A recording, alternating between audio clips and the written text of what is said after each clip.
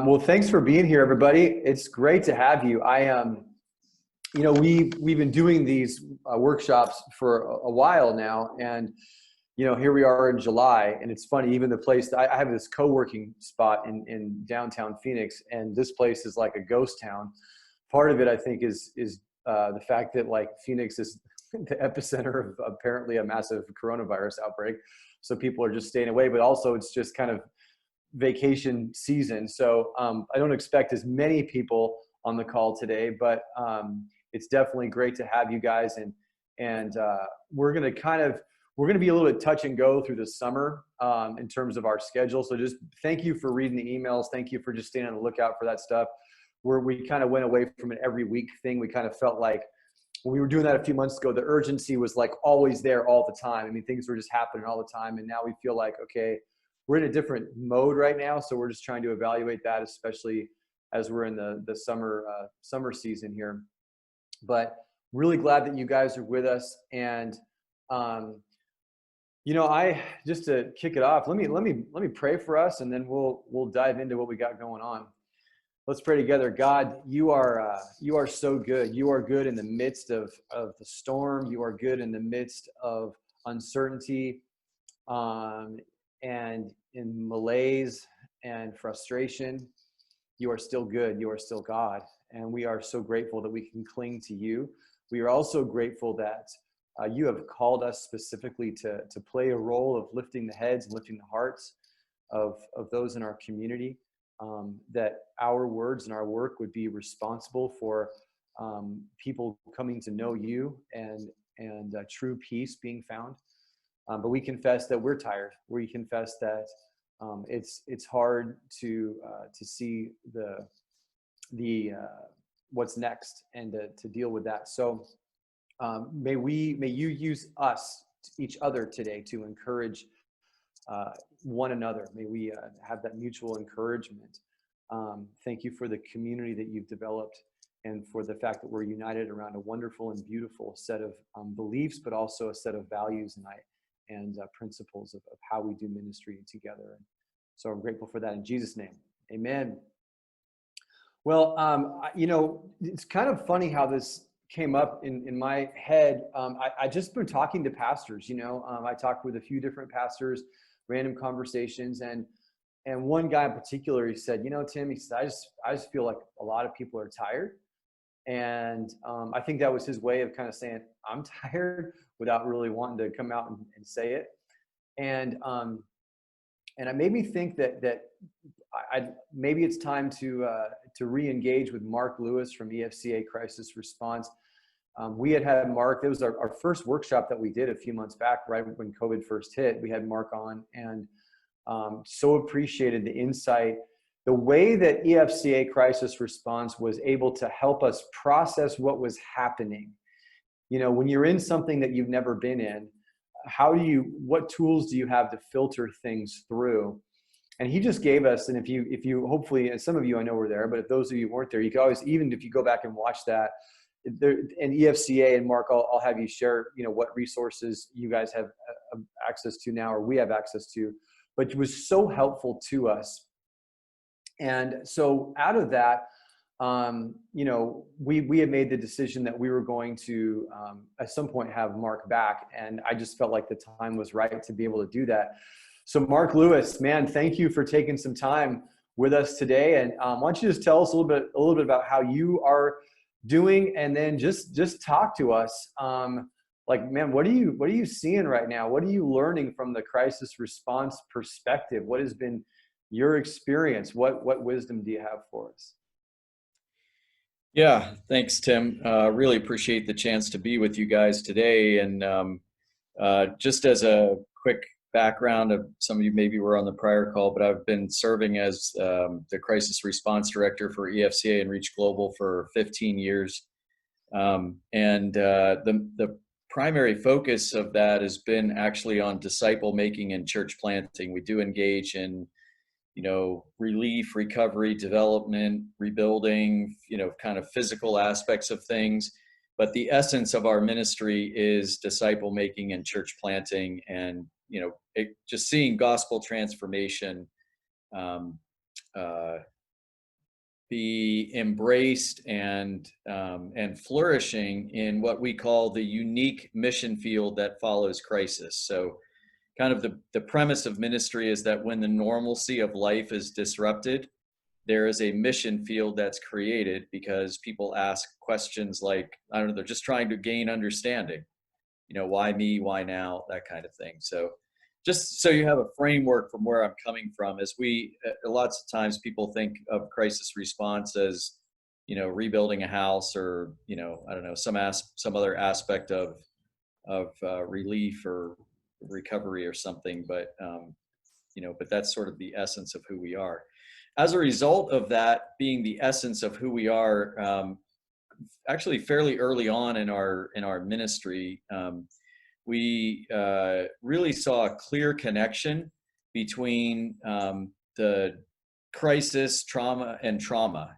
So the thing when the normalcy of life is disrupted, it affects us psychologically, physically, emotionally, relationally, intellectually, and spiritually, kind of in a holistic way. And so, the psychological response to crisis is that, relational, emotional, and even spiritual component. And frequently, that's the area where we find the greatest need. It's not the most obvious need, but it's frequently the greatest need amongst people that we're serving. And again, just to kind of recap with this present crisis, it's been really unique one in that we're all affected. It's we may or may not have been infected, but we're all affected, and and whether that's through the through in some medical way, but certainly we've all been affected economically, relationally. What does ministry look like? How does our church function? What is our role?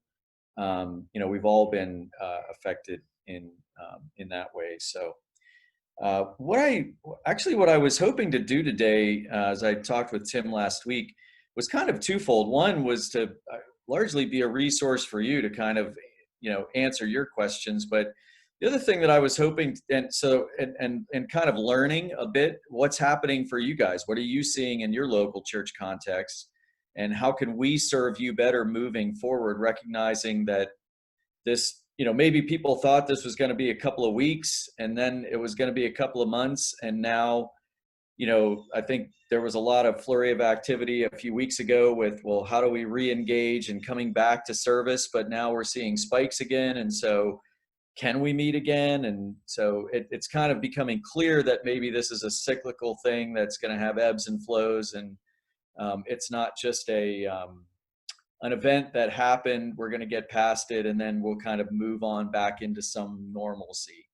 Like that's hopefully becoming clearly evident to everyone that we don't actually know what normal is going to look like or when we're going to discover what that normal is. So, but I was hoping to so hear from you guys, but also to give you guys a little bit of time to process things amongst yourselves. So I'd ask Tim if we could take maybe 8 or 10 minutes and put you guys into some breakout rooms, so you'd have just whatever, Tim, you think the right number is, just a couple of people together.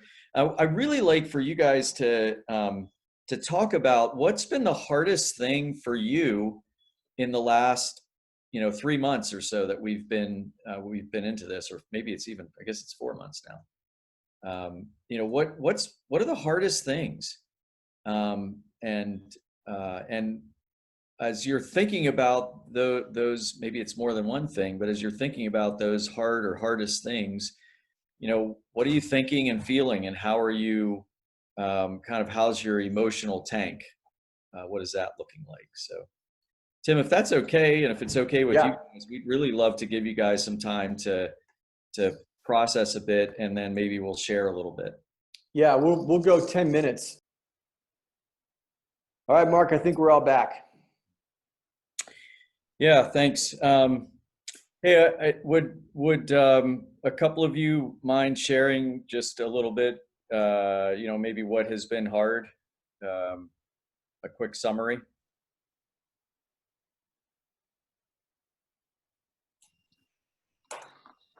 Well, I always hate silence. So I'll jump in just real quick. You know, our group of three, you know, well, for me, it's not knowing how to connect with people outside of programming in my church. For all of my life, I've used the programs of the on-site at the church as kind of the crutch to get me connected to the other humans that are part of our body. And you know, all those programs are gone, and so you know, we floundered quite a bit in trying to stay connected. We also talked about this season has created a lot of polarization in political viewpoints, strategic viewpoints, public health viewpoints, that has introduced this gulf that is just really hard to navigate, and to, you know, and can really threaten that spirit of unity that we all covet in the church. And then also some of the, you know, even we talked a little bit about some procedural things that need to be done in churches where, you know, business meetings can't be done and decisions are put on hold. And you know, we need to replace or expand our leadership network, our board members, elders. And, you know, it's like everything is on hold, and we can't be on hold forever. You know, how do we get through that stuff? And it's just kind of like, those are just weights you carry around. You know, it's not like we're looking at, you know, next Tuesday, those weights will be gone. You know, it's like, no, they'll still be here. Yeah, you know, Bob, I can't think of a more complicated time, maybe since the Civil War in America, where I think being a pastor, it's so complicated, and you guys are taking it from all sides, and you know, everyone's expecting you to see things their way, and in many ways, it's kind of like, as much as we denigrate politicians, it's what politicians deal with all the time. You know, if people project their inability to cope with the circumstances of life onto you, as though you can do something about it.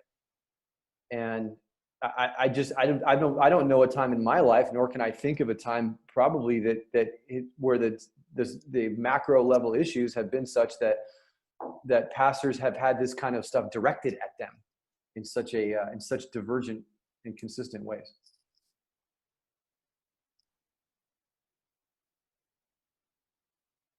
Another group want to give a summary? Yeah, I would say for us, there's been a lot of uncertainty. When you ask what's been difficult, it's been just the uncertainty of never knowing what the right decision is, and having plenty of opinions in your body on different sides of what the right decision is.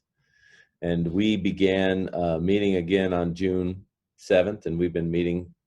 We met all through June, which was awesome. But as numbers in Arizona picked up, and then it seemed unwise, we actually went back to online on July.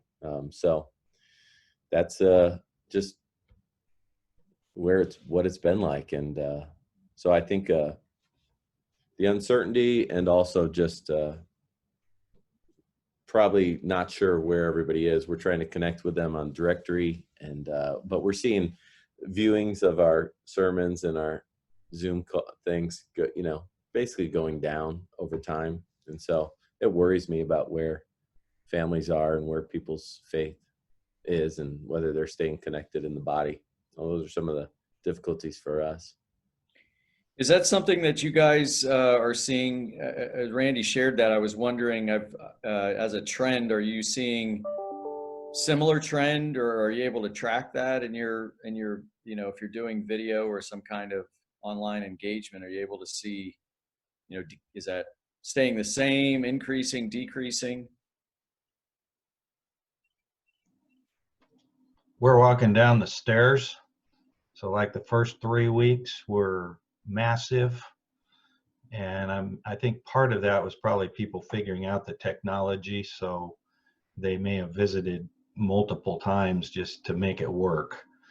And then as that settled in, it kind of dropped down a notch and stayed stable there for a while. And then the last 2 or 3 weeks, we've seen kind of another dip. And I'm not sure if that's the anticipation that we're starting back up, if it's the holiday weekend, if I'm not into the metrics very well. So, but sitting in on a variety of these kind of things in various newsletters, that is what I've heard has sort of been the national trend. Yeah. There was a lot of excitement in the beginning, a lot of sharing, a lot of passing around, probably a lot of people, tuning in to 2 or 3 or 4 different online messages or church services. And now they're settled back more into one. For us, even the low end, if you figure 1.5 persons per view, we're still well above what our average attendance was when we started this whole thing. So I don't know totally how to monitor that. I know we have connected with all kinds of people that are out of our immediate area that have been, we're a vacation community, so we have a lot of part-time people, and they've jumped in and become very active in the virtual church time, when a couple of them were listening to audio recordings that we posted, but this has really amped that up. So that's kind of a plus side for us. Summary from one more group.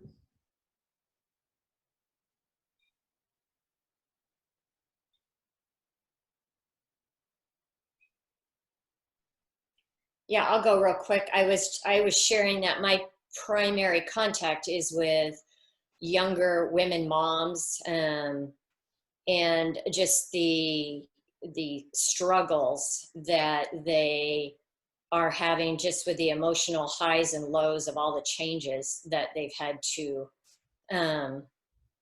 keep changing with, and all of the uncertainties and the homeschooling and husbands working from on just crowded houses and apartments. And but one thing that I have noticed and heard over the past few months is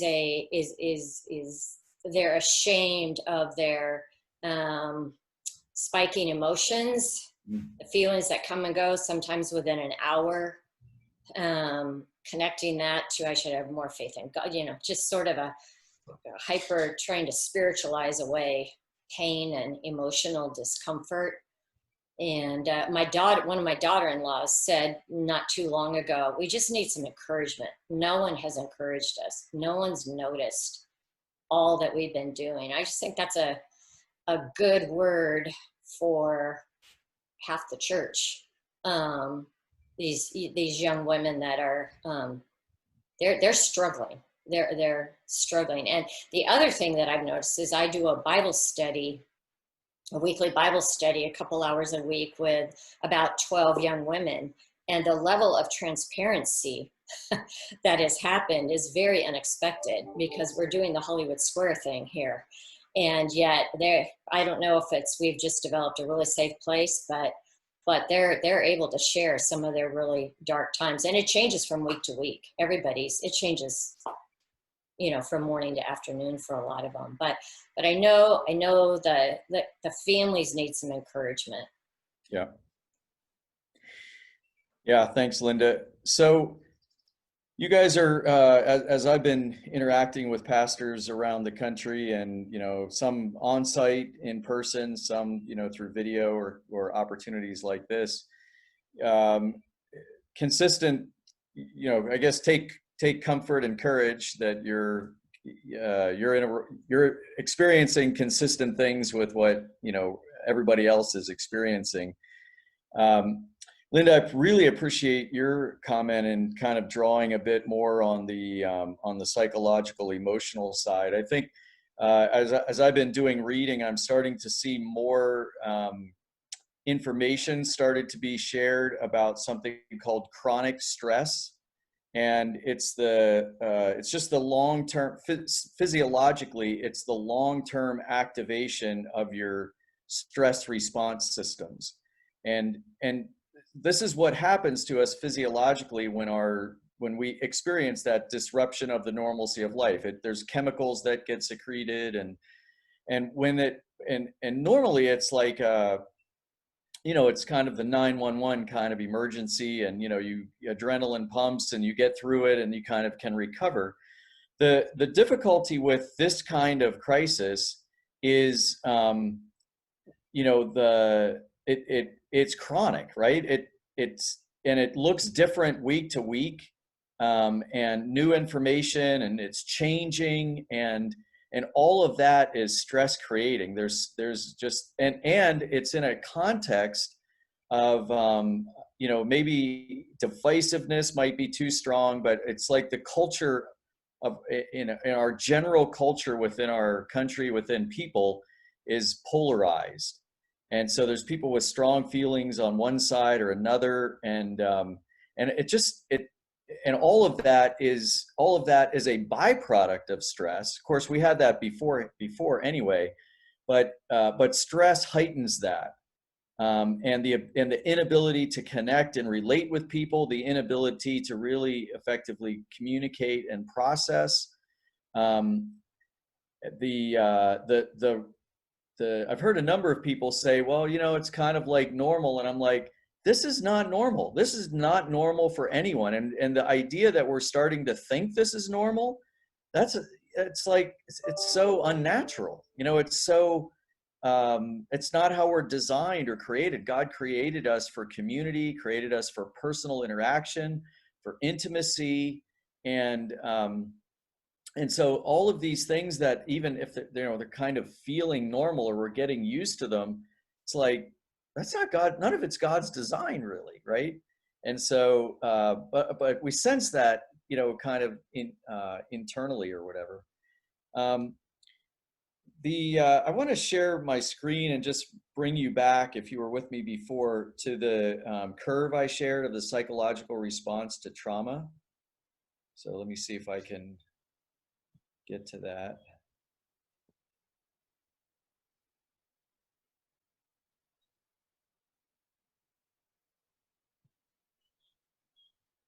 There we go.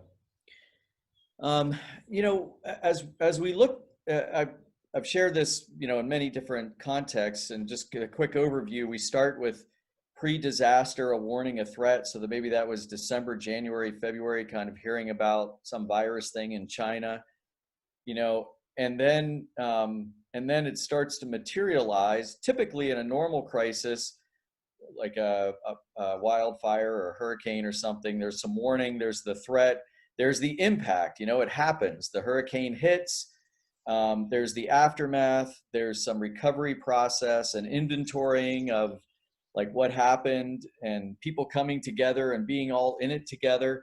But then over time, there's this second depression, this second low, actually frequently lower than the first low, where we really understand, like, okay, it's not going to be the way it was. Like, this is my life and my circumstance, my relationships, it's kind of permanently disrupted. And so then you're trying to work to get to some new normal, recovery, reconstruction, that kind of thing.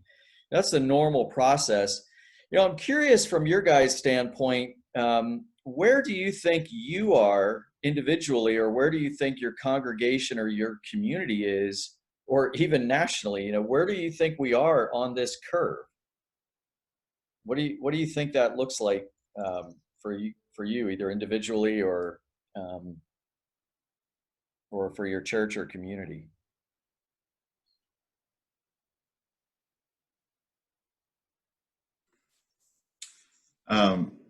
I'd like to think that we're on the upward slope of that second dip, but I have a feeling we're on the downward slope of that second dip.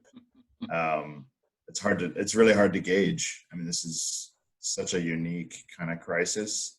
I think we've realized I'm in Santa Barbara County in California, and we're one of those that through the state guidelines, they've told us, we're kind of pausing on reopening stuff. And even as a church, we're wondering, we did reopen 3 weeks ago, resumed services, very limited. But now we're having to ask the questions, do we close up again? Do we just stick to live stream? And I think that creates sort of a deeper depression for people to realize, oh, we're not out of this. In fact, we're going backwards. And so that's what makes me say maybe we're still on the downward slope of that second dip in there. So that'd be my thoughts. Yeah, I wanted to ask Randy and Dave in Tucson. So you started services in June, everything was going good, just like what Matt was saying, and then you had to go back online again. And when you said that, I thought, man, what does that do to a congregation? And so I wanted to ask Randy and Dave at Hope in Tucson, what's the impact of the congregation on that?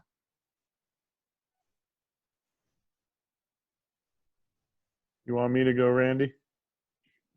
All right, I'll talk and then you can correct everything if I get it wrong. All right, so yeah, I think when we opened up, it was really cool. People were excited to be together because like was already shared, we're created for relationship and community. And so it was amazing for those 4 weeks when we got together. People were just so excited and loving each other and hugging, even though maybe they shouldn't have been. And people were just pumped. And I think it's hard. It's hurtful to take a step back and say, well, actually, sorry, we're going to shut it back down. I think it's hard. I think it's, it's the up and down of the emotions. It's the yo-yo. It's the back and forth. It's the give some and then take some back. And so I think we're in a challenging season now of, well, we've shut it down again. And we're going to try to be creative with emails and videos and social media. But man, people are just craving that being together, and they got a taste of it, and now they don't have it again. So my sense is that's tough. What do you think, Randy? Yeah, I think you nailed it. I think it's tough. Some people understand it though totally, and they're encouraging. Yeah, this makes sense. Kind of stinks. We probably should take a few more weeks off while our hospitals are getting filled up. But others are, wait, why are we doing that? So I think just like before, it was across the board on reactions. But I'd probably say there's more understanding than maybe I thought, and people are all on the majority of people recognize, yeah, I guess we got to do it. I guess we got to take back off again. So I wouldn't say it was crushing, but the whole situation is crushing, but starting and then stopping and then maybe starting again hasn't been as crushing as maybe I thought it was going to be. When you guys opened, did you do anything to communicate to people that, hey, this, we're going to meet again, but we may need to suspend, at some point down the road?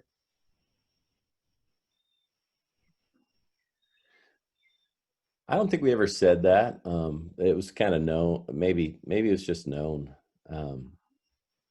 But it's, probably like everybody, it seems like you get a new decision to make every 2 days or so. So I think that's kind of still where we're at.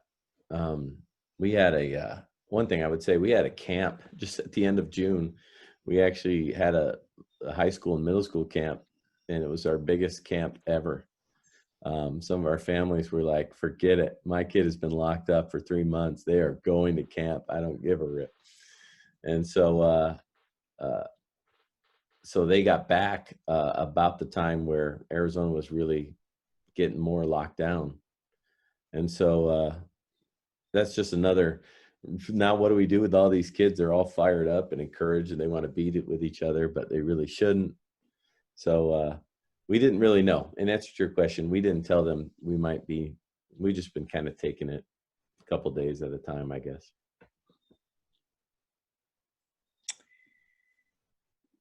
Another thought on someone else? Where do you think we are in the curve, or for you, or for your congregation?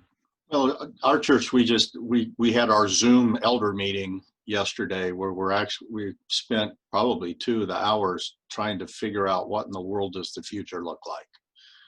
Where are we going? What's going to be our focus of effort here in the next 6 months as we figure out what's it going to look like on the other side of this. So I kind of think that we're trying to climb that last hill on your chart there, that, you know, coming to terms, kind of working through where, you know, you say goodbye to what once was, and then try to figure out how much of the future are we going to actually embrace and how much of it are we going to try to shape instead, you know, with the congregation. And, you know, how many of the different things will we embrace and say that's just as good as what we used to do, and how many of them will we, you know, just say, well, you know, that's okay, it's not the best, but we'll do it because it's better than nothing.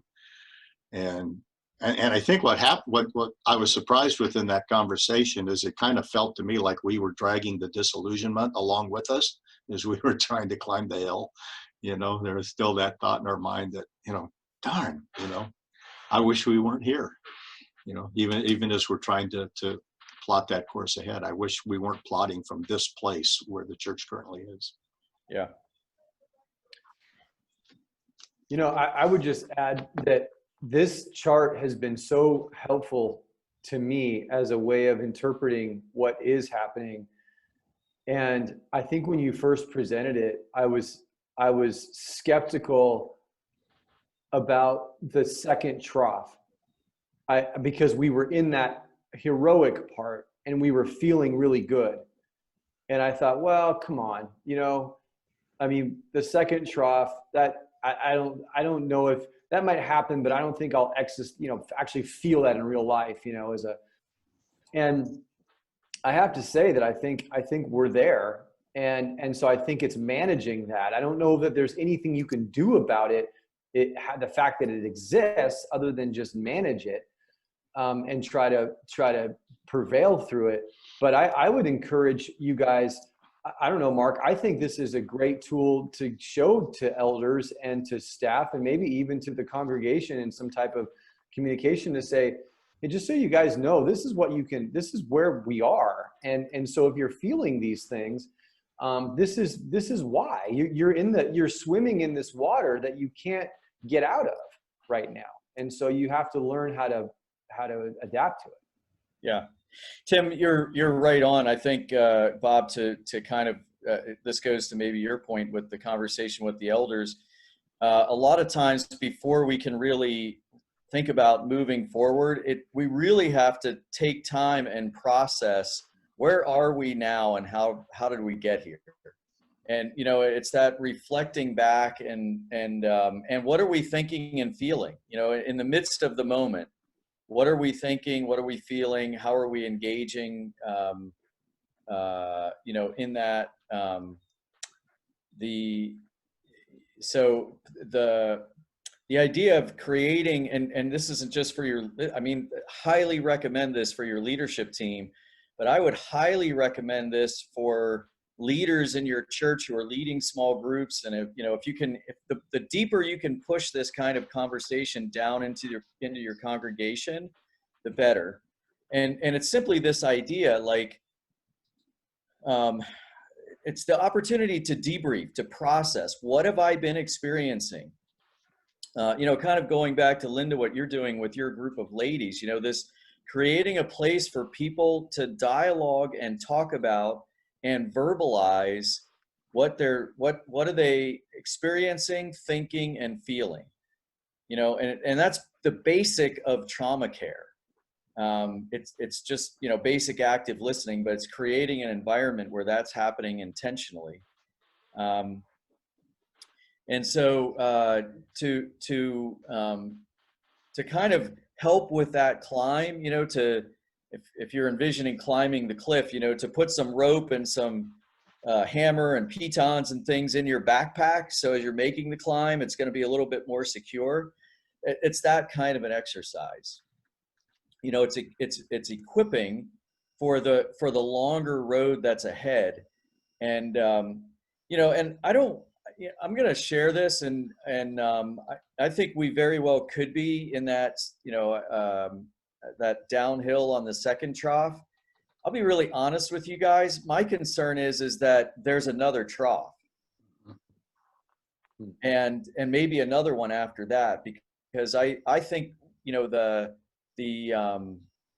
societally, the things that, you know, economically, we haven't seen any economic impact really from this yet, and I think there's going to be one, but that's like later this year or into next year coming, because there has to be some outcome that from, you know, 35 million people not working or whatever the number is, you know, that there's support systems that are in place right now. Well, I know for some families that I know, like those supports are helping, but it's the only way they're, you know, that's how they're getting by right now. Does it look, you know, their level of stress? I was talking with a guy Sunday night, and he's laid off, and he's like, you know, unfortunately, I'm getting the insurance and the coverage and all of that. He said, but, you know, no one's even considering my resume. Like I have nothing on the horizon. And so he's like, I'm just trying to rest and in the Lord in the midst of this. But he's like, I don't know what the future is going to look like. And so this is that chronic stress. It's, you know, it's not the 911 emergency, but he's feeling it, right? And so, and it's all kinds of different ways that our congregants are feeling. I mean, we always have congregants that are in stressful times, right? But there's usually a bunch of people that aren't, that can come alongside those families that are experiencing stress. And, you know, it's just how the body works. We one part is hurting, but we have another part that can come and care alongside. You know, the concern I have in this moment is, you know, everybody's hurting. There's, you know, there's some disruption and some impact and implications for most everyone. So, you know, as you guys are thinking about the next season of ministry, as you're maybe in this, you know, midsummer, thinking about the fall, resuming whatever activities are, there were three things that I wanted to throw out for your consideration.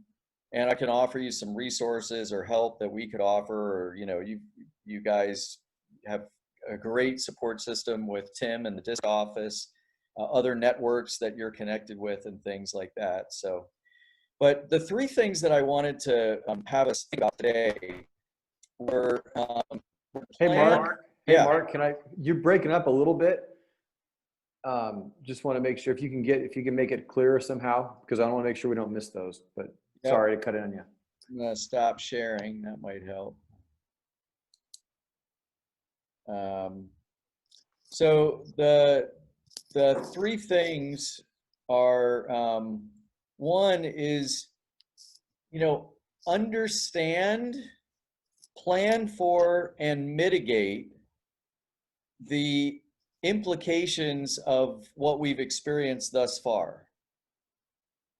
So plan for, understand, and mitigate things like isolation and loneliness and disconnection and, you know, the thoughts and feelings that you know, Linda, like you were describing in your group, guilt. And so the way we do that, planning for it, is by, you know, building, it's by, you know, just saying like, hey, this is happening within me, potentially within my leadership team, and guaranteed within your congregation. And, you know, and within the non-church community that you're serving. You know, remember, like, we exist we exist to equip the saints for the work of the church. Well, the work of the church is like reaching out and caring for people. And so, so as you're thinking through and designing, you know, the next season of ministry, a lot of ministry kicks off in September. Plan for, build understanding, and mitigate that, you know, those thoughts and feelings that people are having. I think particularly isolation, loneliness, guilt, you know, disruption. So that's kind of one thing. The second thing is related to that. Are you building in, or have you built in, good surveillance mechanisms? So are you, do you have a really good system in place to make sure that everyone's connected and that there's like feedback that's coming. So maybe you have a really good, vibrant small group system, and small group leaders have been coached to connect with their people with, you know, one-on-one, your Zoom or calls, or drop by the house or whatever, you know, some aspect of connection. But are you getting information back to understand where your people are? What are they thinking and feeling? So that you're keeping a good pulse, you know, on those, you know, on the congregation, on your leadership team, you know, that kind of thing. And then the third thing is, are you developing or enhancing capacity for intervention? So it could be, so that intervention is things like, you know, basic trauma care, counseling, benevolence. You know, if economic situations maybe are going to be getting worse, are you thinking about and preparing for those kinds of things that may be coming next? It could be proactive, ideally proactive intervention. So, you know, making sure that those surveillance mechanisms are functioning well. So like our small group leaders are checking in, they're being, you know, we're getting feedback from them. We're making sure that they're staying healthy, that they're being able to process and engage. And so that's kind of proactive intervention. You know, reactive intervention is, you know, the wheels are falling off people's wagons and you're fixing, you know, you're continually trying to go find wheels and try to fix wagons. And that just gets exhausting very quickly. And you know, the concern that I've had since this began, and I shared this at the very beginning, was that this was a long marathon, not a sprint. And, you know, and my concern, you know, again, where we are in that curve, if I would love it if we're closing in on the second bottom and we're going to, you know, kind of be coming out of it. But my concern is that, like I said, there's a third bottom. You know, there's other things that are coming. And so, and generally our capacity as leaders, again, you guys assess this, our capacities as leaders is generally been significantly diminished. You know, as I was in Minneapolis just a couple of days after the George Floyd incident, meeting with our local leaders there, those EFCA pastors said, coming into this, before this week, you know, before that week of events, I was exhausted. And now I can't even think about, like, what does this mean for me, for my church, for my congregation?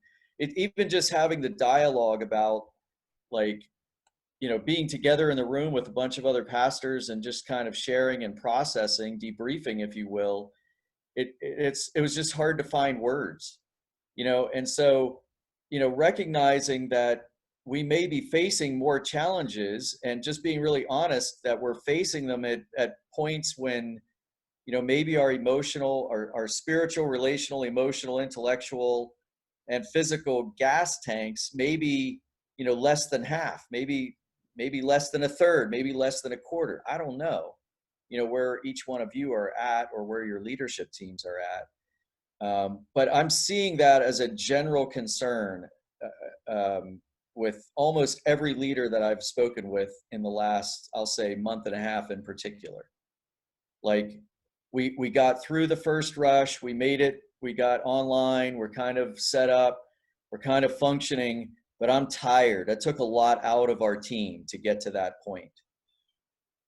And all of that, you know, all of that effort and energy went into logistics for just kind of maintaining the basics of a message and whatever. And so I'm not hearing a lot of churches that are telling me, yeah, we've invested a ton of energy and capacity into building small groups and focusing on relationships and, you know, care for individuals within our congregation. it wasn't the first thing that we did, and out of necessity, right? We did what we needed to do. But the things that will be sustaining and the things that are life-giving generally are those, like the relational kinds of things, like Linda, you were sharing, that group. No surprise to me that you're finding people that are craving intimacy, craving connection, and you give them an opportunity in the aftermath of crisis. People share amazing things when normalcy is disrupted. I mean, I've had people tell me, people I've never met tell me all sorts of things about their life and their background and, whatever, but it's just because I'm there and I'm present and I'm willing to listen. So anyway, those were kind of the three things that I wanted to offer. And then just from a resourcing standpoint, guys, we are here for you. I have a team of about 45 people. About a third of them are trained and equipped in trauma care basics, and we can provide, equipping for you, your team, your lay leaders in that area. We're available for just, kind of consulting conversations. Just schedule an hour with us or two, and we get on with your leadership team and just, kind of ask you some questions or help encourage you and what are you thinking about? What are you seeing as the next hurdles, that kind of thing.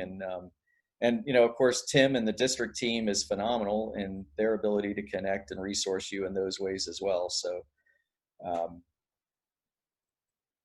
so I'd love to, a few more minutes, but love to get any of your thoughts and feedback.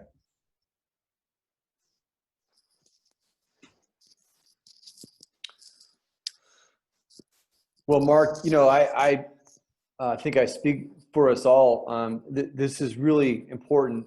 I did want to follow up, but Pete was asking about getting a copy of the graph. That's on the PDF that you guys put out. Maybe we could put a link up there. I don't know if it's still available through the EFCA website.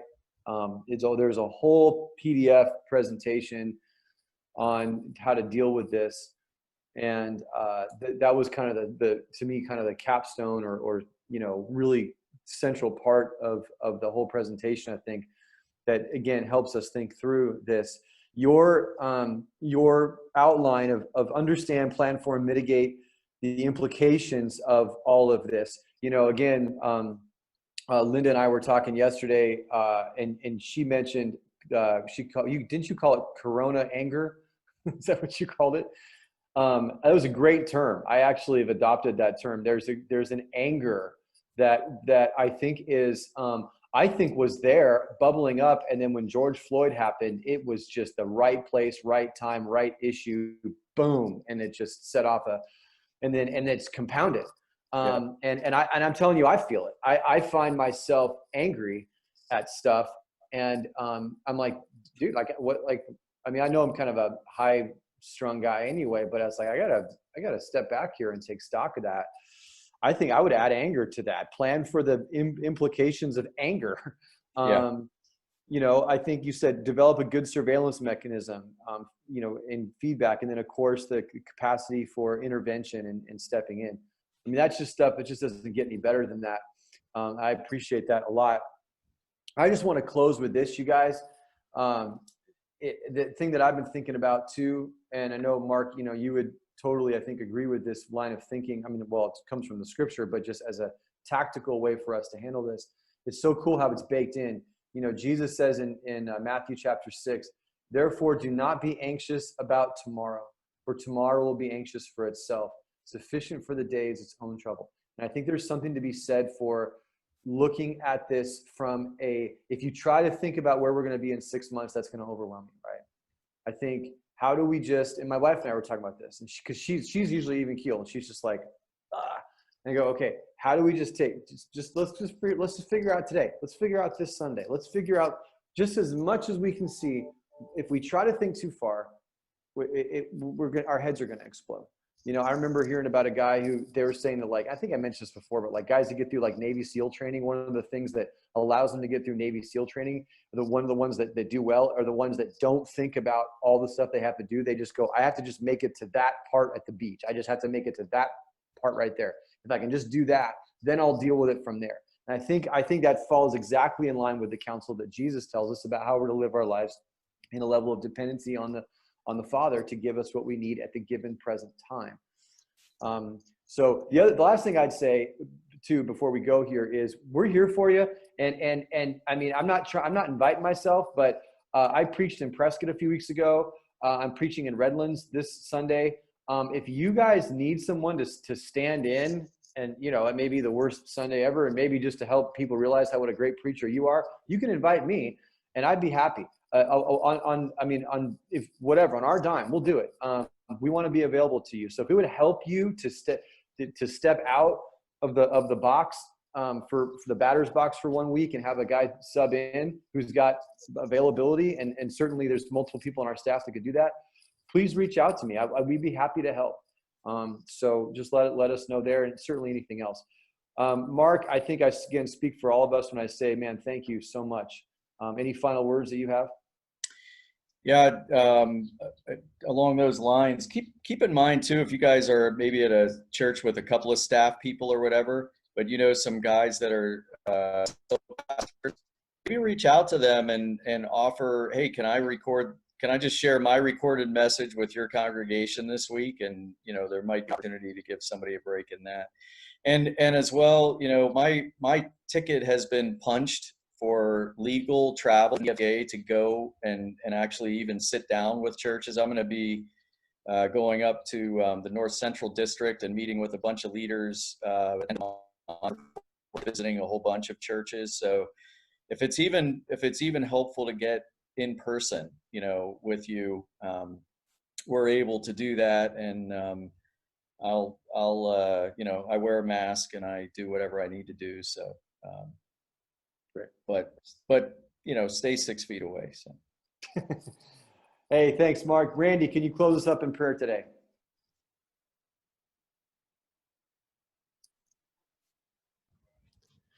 Lord, just grateful. Appreciate how you've spoken to us and encouraged us through Mark and through each other. And we just, but we desperately need you. We want to be pleasing to you and want to be serving you. You have put us in this time and in this place to minister at this time. You know what you're up to. So we trust you, and help us, has been shared, help us just to know how to serve you best today. And thank you for these people in Jesus' name. Amen. Amen. Hey, thanks again, everybody. God bless. We'll be praying Yeah. for you, and we'll see you next time.